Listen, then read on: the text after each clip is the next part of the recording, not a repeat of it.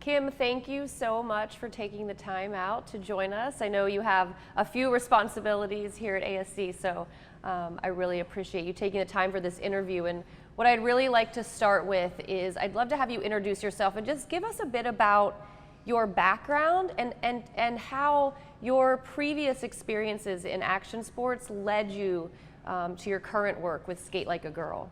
Thanks for having me, first of all. And I started out actually in the skate industry, which I'm still in technically. But my very first job was at Osiris Shoes, and I interned there my senior year of college. So I really got exposed to like core skate industry from the very beginning.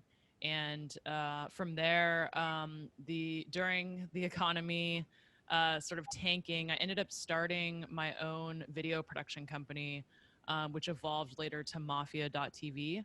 And the goal really was to showcase women in action sports because at the time there weren't those stories being elevated and there weren't even platforms like Instagram. So we set out with a mission, myself and my co-founder Johnny, to tell those stories, to highlight, these women in the spotlight, and that was what I went to school for as well. So media production, and from there, just really saw the opportunity to build this ecosystem that didn't really exist, and there was gaps for back then for women in skateboarding, kind of across the board. So a few other projects I was involved in was WSA with Mimi Noop, the Women's Skateboarding Alliance, where we did consulting and sport organizing for the top pro contests at the time, like X Games and Street League, and also continuing down just sort of that media path of helping to produce Quit Your Day Job, which was the first all-women skate film that came out in the US in a decade. So clearly some gaps there, but just kind of always being in the place of what's missing right now and how can I contribute, and who are the folks that are talented and doing the work and eager to make change or create things that we don't see, and trying to like elevate them. And that leads me to my position today as the director of development at Skate Like a Girl. And we're a 501c3, and we're in Seattle, Portland, and in the Bay Area currently. And our mission is to create an inclusive community using leadership, confidence, social justice, really instilling these like life skills in young people and adults, and sort of building that world that we want to see, starting with the skate park or a skate space. So I kind of transitioned from being on the brand side and then the media side, and then definitely events, and to where I'm at today, which is more, on the ground in the community, building the community, like calling new people in, increasing participants, right? We see a rise in women and folks who haven't historically participated in skateboarding. So that's been really cool. I want to start with a more general question about your work with Skate Like a Girl. You know, when you talk about inclusion and increasing participation, what are a couple of the biggest barriers to inclusion for women, people of color, BIPOC people, the LGBTQ plus community? And what is Skate Like a Girl doing to smash down those barriers and try to increase participation at all levels? Some of the barriers are, I mean, an easy one is just not seeing yourself.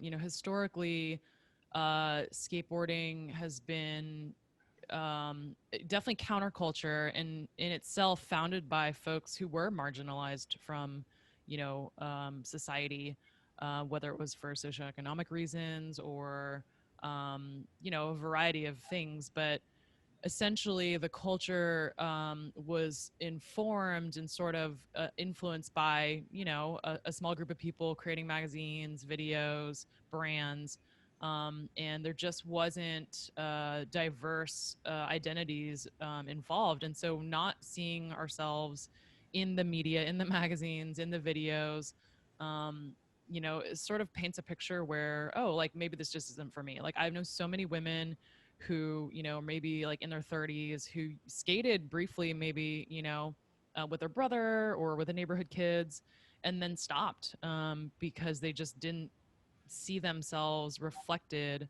in the culture. and sort of assume that, okay, well, I guess this just isn't for me, or it's not something that like I, can do or continue to do. So I think just representation, obviously, and then another piece of it is just the culture itself. It takes like a pretty gnarly, badass person to just say, "Hey, I'm gonna learn to skate. I'm gonna go get a board and show up at the skate park or in the streets and just learn and figure it out." And that I have a deep admiration and respect for people who have that mentality. All genders, but in reality, there's so many of us, including myself, as well as youth, who aren't just like, I'm going to learn by breaking my arm, um, and actually benefit from things like someone spotting you, maybe holding your arms or helping you learn to drop in so you don't just like learn by breaking your leg. So I think that culture of someone really supporting you and saying, hey, you can do this, versus like how I think a lot of historically, older skaters learn by just figuring it out on their own, um, makes a difference for breaking down those barriers for participation.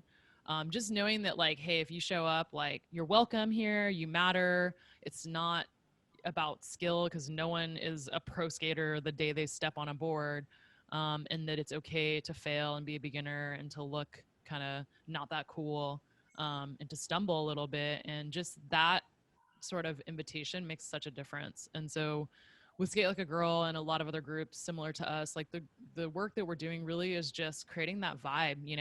Um, Skateboarding is something that ultimately you do learn on your own, but initially the biggest factors that we've seen are more psychological. It's the fear, it's intimidation. It's like, do I look cool? Do I fit in? Are people judging me?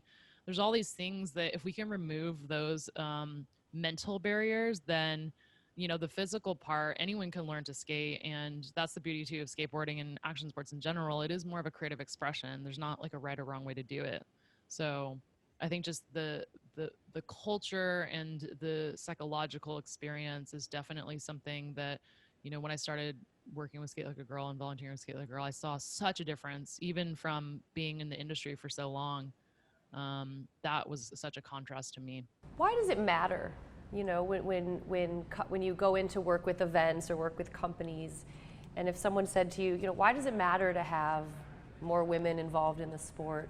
Why does it matter to have more diversity? And I asked that about athletes, participants, and also about people who are working at companies, people in the C-suite and the executive level of the brands that are marketing and selling to those athletes. Why does it matter? Well, I think from a business perspective, if you're looking to grow your sales, your customers, the market period, then of course it matters because there's so many people who were never spoken to or messaged to or invited or represented in the brands and in the events, that if you are interested in growth and you can take the steps to actually invite, include, speak to these identities, then that will make a difference, right?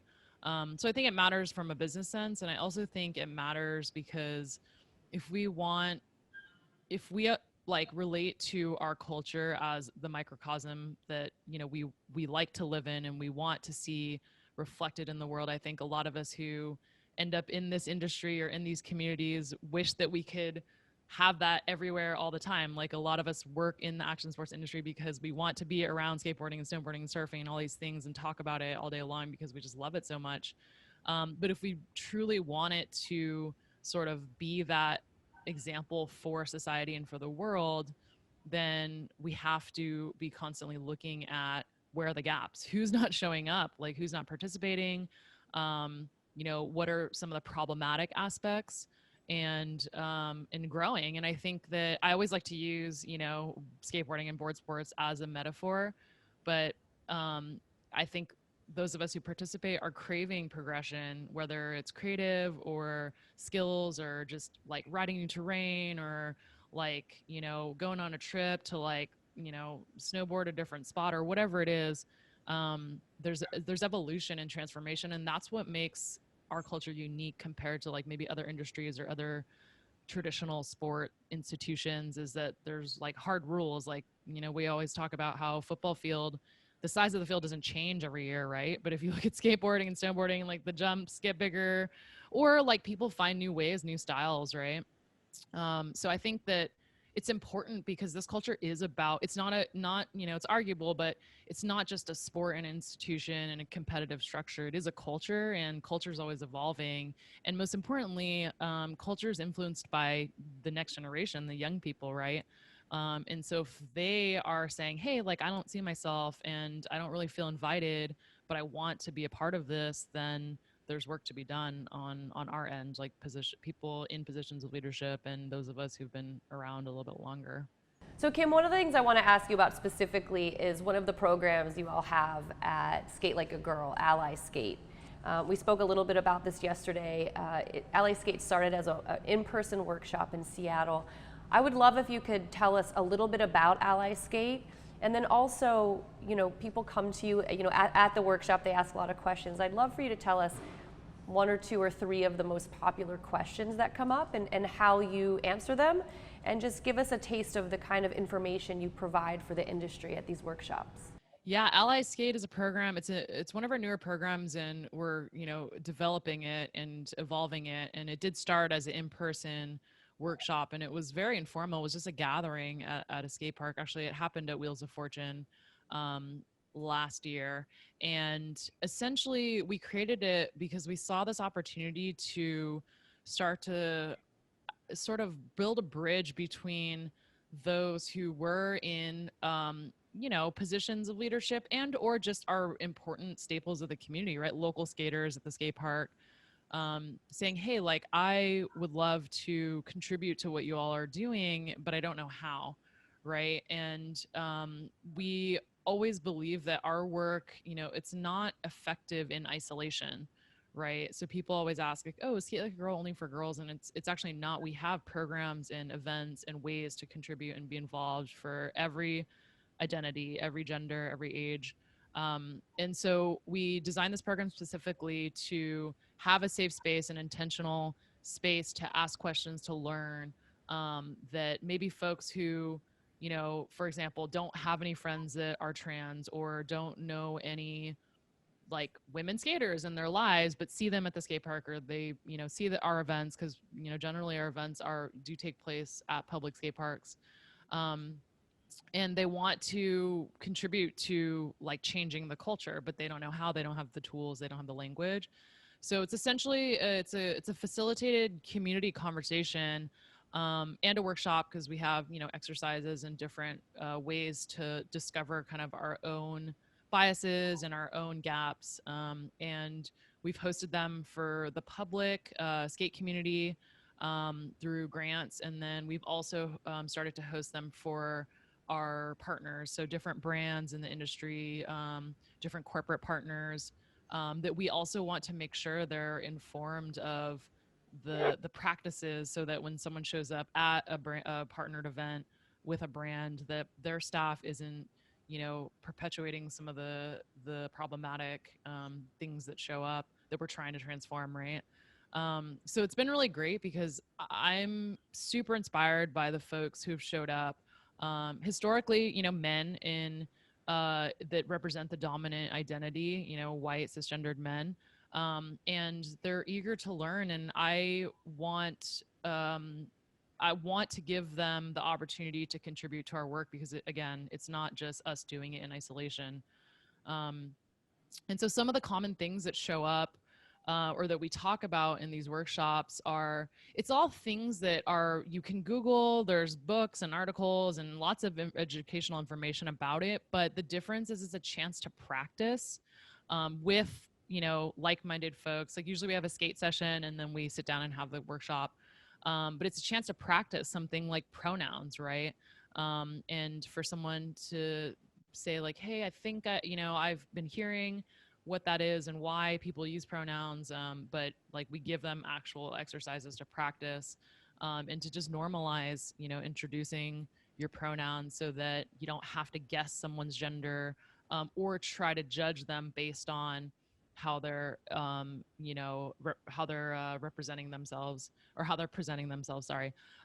So things like that, and then also just practicing receiving feedback. I think oftentimes skate parks are high energy, there's adrenaline, there's all of our raw emotions going, and interactions, are kind of heightened sometimes, and they get ugly, and they get there's not really understanding. So we wanted to bring something that was outside of that skate setting, where we can sit down and actually listen to each other and have those intentional conversations, and maybe share why it feels diminishing when someone says like, oh hey, you're pretty good for a girl, right? Or like, skateboarding's for everybody, like we don't need programs like Skate Like a Girl, like we don't, skateboarding doesn't see gender and race and all these things, and kind of dig deeper about why that might not be the occurrence for marginalized identities, even though for dominant identities that feels real, right? And that's valid. But again, just sharing experiences and talking about our lived experiences. And I think that's that type of conversation where it's meant to dig deeper, meant to for people to be a little bit more vulnerable, is oftentimes what's missing, especially when a lot of conversations are just happening on social media. Because there's no it's not a conversation, right? There's no listening. It's kind of just like everyone shouting into the wind. So yeah, those are the types of things that we're hoping to achieve with the program, is specifically building allyship and empowering allies in our community so that we can all do the work together, and not rely on marginalized folks to be doing the work. So, something you touched on really briefly earlier, I would love to hear you expand a bit on before we go, is fear. There's a lot of fear around having the conversation, whether it's in person, whether it's at your company with your friend, or online. Whether that's about social justice, issues of the LGBTQ community, inclusion. And so when people, when brands, when athletes come to you and ask you, how do I work through that fear to have the conversation, to be an ally, to even make a post about, in support of the social justice movement, how do you counsel them? How do you help them work through that fear? Yeah, I always like to use skateboarding or board sports as an example. I mean, fear it's not a bad thing, right? Like when we learn to do something on our board for the first time, there's generally fear present, even for like the most elite pros, right? They're learning new tricks, going bigger, all that stuff. So I think that on the other side of fear, there is something always great. And if you're scared, that's probably your body saying, hey, like something new and challenging is about to happen, so we can mobilize to take actions around it. And so, for whether it's a brand or individual, or an organization looking to like speak up and take actions and be part of this movement, in so many ways, I think it's really great to embrace that fear. It's also really good to talk through it with your peers, and not necessarily ask the marginalized folks, for advice, or it's not their job to make you feel good about, something you're scared about. So to embrace that fear and to definitely find peers, talk through it. And again, like Ally Skate is sort of designed that way, where you can talk to other like-minded folks, and to know that there is something really important and big possible on the other end. I also think that fear is invoked when we maybe look back to the past and we failed. Like a lot of people tell us like, oh, I'm really scared to skateboard because the first time I stepped on a board, like, I basically just ate it. And so when it comes to like racial justice or gender equity, I think sometimes fear comes up because there's past experiences show up that are like, oh, like maybe I wasn't being that way back then, and now I'm embarrassed, or I'm worried that someone's going to like call me out. But I think that's the work right there, like being confronted by that and being willing to look at it and share it, and not call yourself out, but just own it and say, hey, I'm actually here to like grow and learn so that I can shift how I'm being in those situations. That is really where the work is. No one's perfect. Like we are constantly, even at Skate Like a Girl, myself, learning things about my own biases, even in gender and racism and all of it. And just being willing to do that work is what I think makes us effective, and it has me be a lot more fulfilled than being worried about messing up, right? I know I can mess up and learn and grow from it. And we want to encourage people to try and fail. That's like what skateboarding's all about. Right, it's so interesting that we, it's a good reminder to embody that same person we are on a skateboard or a surfboard in our daily lives, right? To be that same fearless person who confronts the challenges and is excited about what's on the other side of them. That's really great advice. Kim, I have a million more questions for you, and I'm sure so many people watching right now do as well. So before we go, can you just tell us how best to reach out to you if someone is interested in attending an Ally Skate workshop or getting involved with Skate Like a Girl? How can they connect with you and the organization? Skatelikeagirl.com, everything's there, or info@skatelikeagirl, or follow us on Instagram. We're pretty active with our main Instagram account. But yeah, we do our best to respond to everyone, and we definitely invite folks who are interested to learn more to reach out to us. Wonderful. Thank you so much for sharing your time with us today. Thanks for having me.